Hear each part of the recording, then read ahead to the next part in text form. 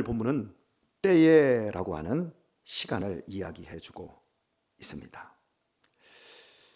아모스 선지자가 세 개의 이상을 보았고 그 이상에 대해서 말씀으로 선포하고 있을 때를 의미합니다.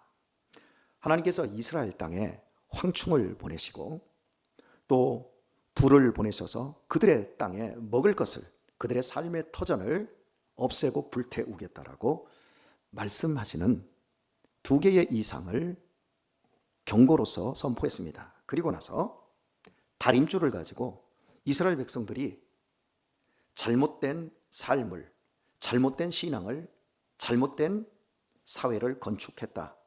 그래서 그 땅을 황폐케 해버리실 것이다, 파멸할 것이다 선언하는 이 무시무시한 경고의 말씀이 선포될 때에, 이 시점에 베델의 제사장 아마샤가 이스라엘 왕 여로보암에게 기별을 했습니다. 그리고 말합니다. 이스라엘 족속 중에 아모스가 왕을 모반하나니 그 모든 말을 이 땅이 견딜 수 없나이다. 아모스가 하나님의 말씀을 선포할 때 이 말씀을 베델의 선지자 아마샤가 왕에게 기별을 넣은 건데, 이건 기별이 아니라 모함하여 고발한 거죠. 왕을 모반합니다, 반역을 하고 있습니다, 이렇게 말한 거예요. 그리고 11절을 보면 아모스가 말하기를 여로보암은 칼에 죽겠고 이스라엘은 정령 사로잡혀 그 땅에서 떠나겠다 하나이다 하고, 사실 이게 굉장히 무시무시한 말이거든요.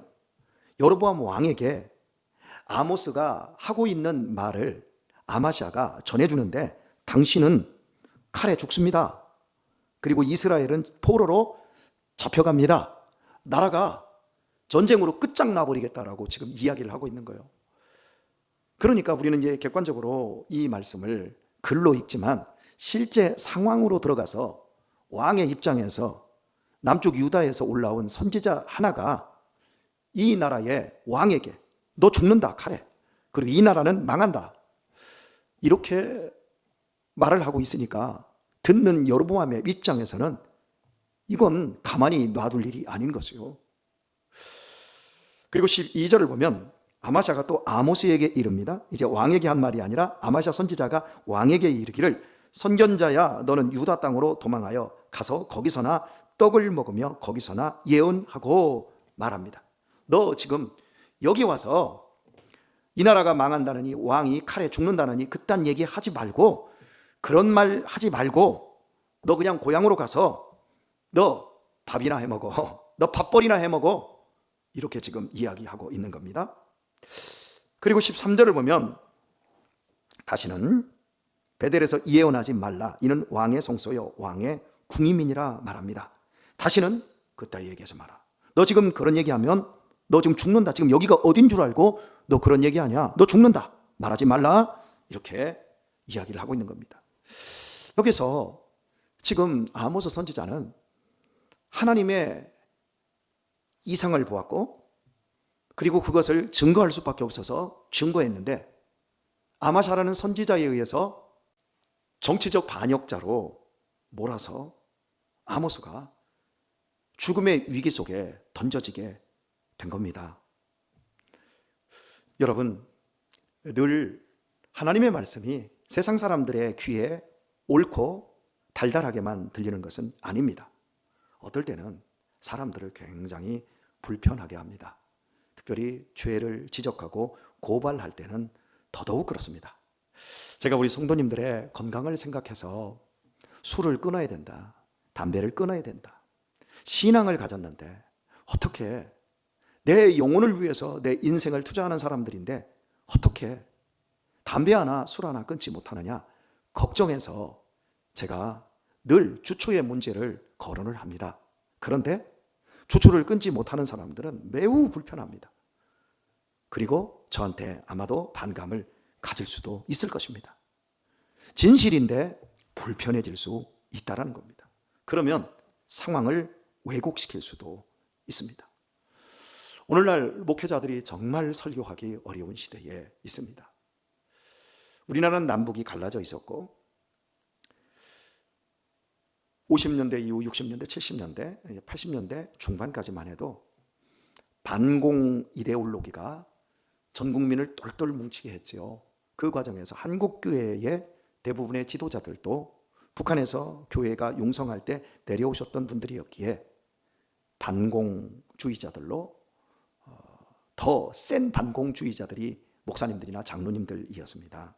그래서 국가 자체가 한 가지 이념으로 뭉쳐 있었고 교회도 역시 거기에 철저히 동조를 하다 보니까 교회가 이 사회에서 깨소금 같은 존재였습니다. 그런데 80년대 넘어서 민주화가 이루어지고 진보 세력들이 또 정권을 잡고 그러면서 이제 사회가 굉장히 전체 사회로 이렇게 움직이는 이런 분위기가 되었고 또 인권이 많이 강화되며 자유라고 하는 이런 부분들이 극대화되어지기 시작하면서 교회가 고수하고 있는 진리의 복음이 때로는 이 시대의 상황과 문화와 역행하는 부분들로 비춰집니다.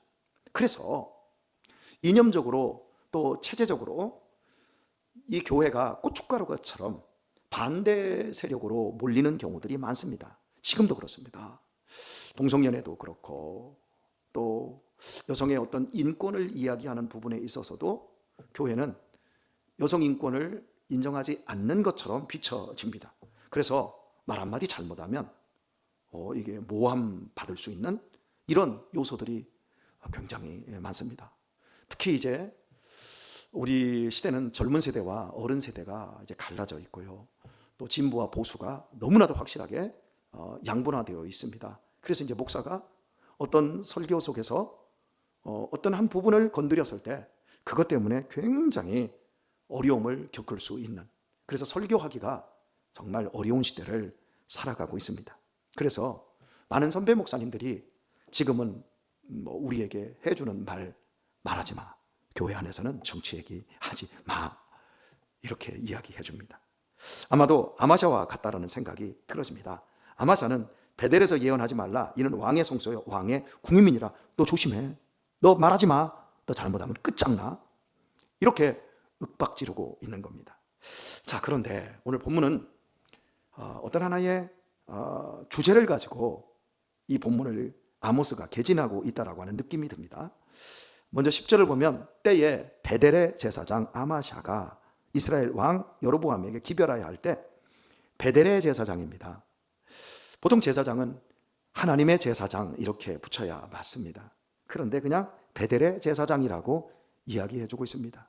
이 사람은 이 베델의 제사장이지만 의도적으로 하나님과 아무런 상관이 없다, 지금 말을 해주고 있는 겁니다.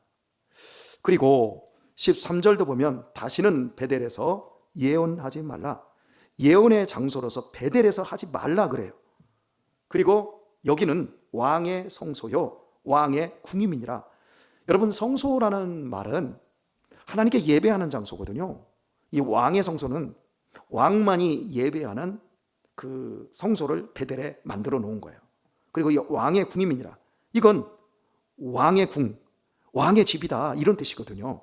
의도적으로 아모스는 베델과 이 개진되어 있는 내용과 대비를 시키고 있습니다. 베델은 원래의 뜻이 하나님의 집이라는 뜻입니다. 그리고 이 베델은 여러분이 잘 아시다시피 야곱이 밧담 아람으로 도망을 칠 때 하나님을 처음으로 만났던 장소였어요. 천사가 사다리를 타고 오르락내리락 하던 곳, 그곳에 단을 쌓아 베델이 되었습니다. 이 신앙의 장소, 이 하나님의 집이 지금 누구의 집으로 변질되었지요?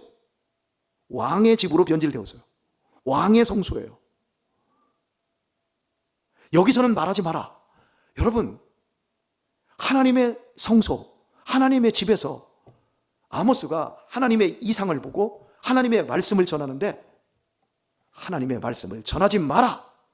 누가요? 베델의 제사장이. 여기서도 베델의 제사장이. 베델의 제사장이 하나님의 이상을 본 아모스의 입을 막고 아모스를 모함하고 반역자로 모함하고 아모스를 죽이려 하고 있습니다. 참 이 설교를 하는 게 저 같은 사람은 참 조심스럽습니다.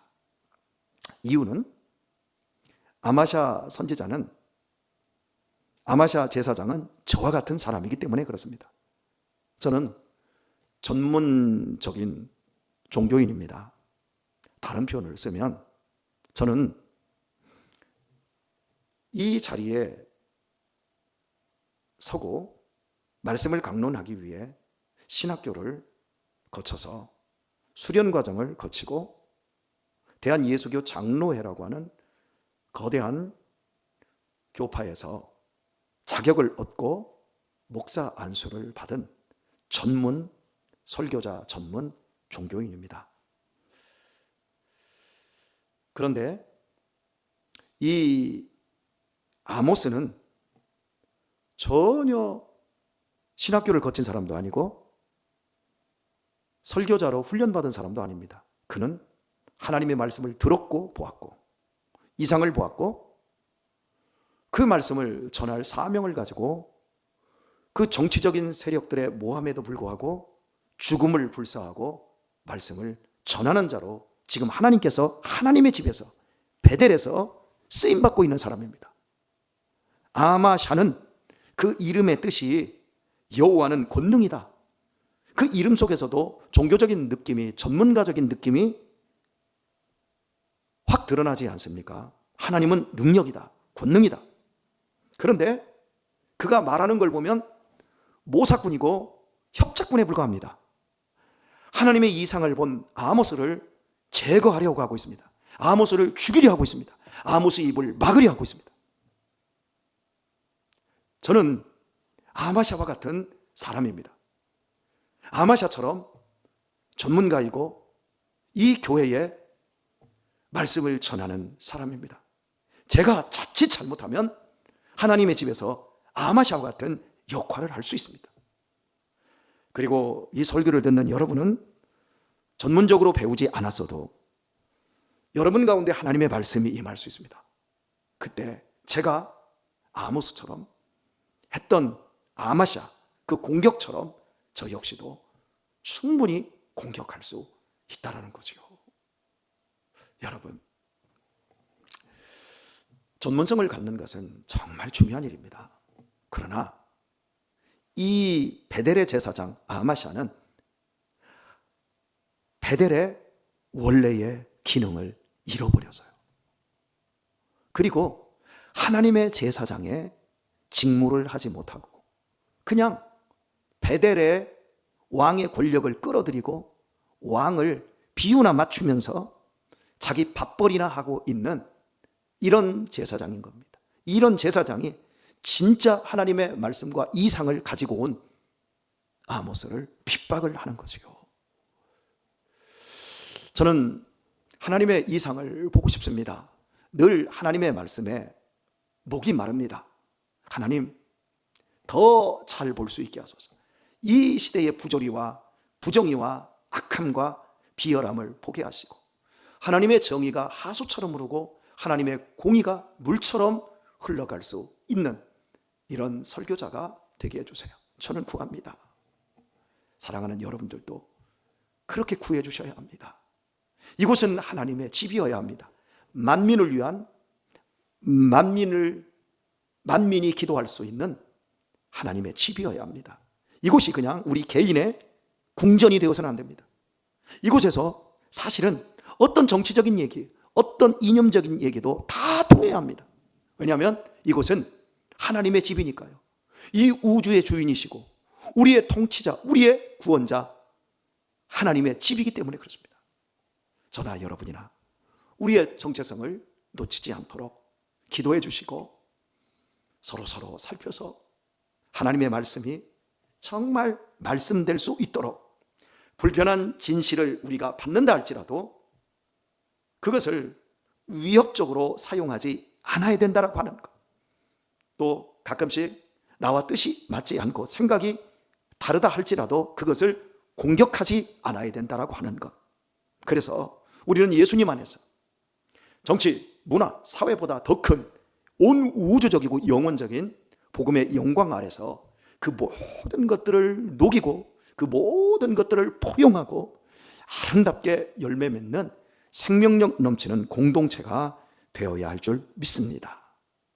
사랑하는 교우 여러분, 오늘 하루도 하나님의 말씀 안에서 이 말씀 붙잡고 우리 목사님이 아마샤의 길을 가지 않도록, 우리 목사님이 아모스의 길을 끝까지 견지하도록, 나 역시도 좀 불편하고 맞지 않는 부분이 있다 할지라도 아모스의 말씀을 그대로 받고 순종하고 생명의 길을 걸어가는 성도가 될 수 있도록 위에서 여러분 기도하시고 이 하루도 복되고 아름다운 시간들로 채워나가실 수 있기를, 빛과 소금으로 승리하시기를 예수님의 이름으로 축원드립니다.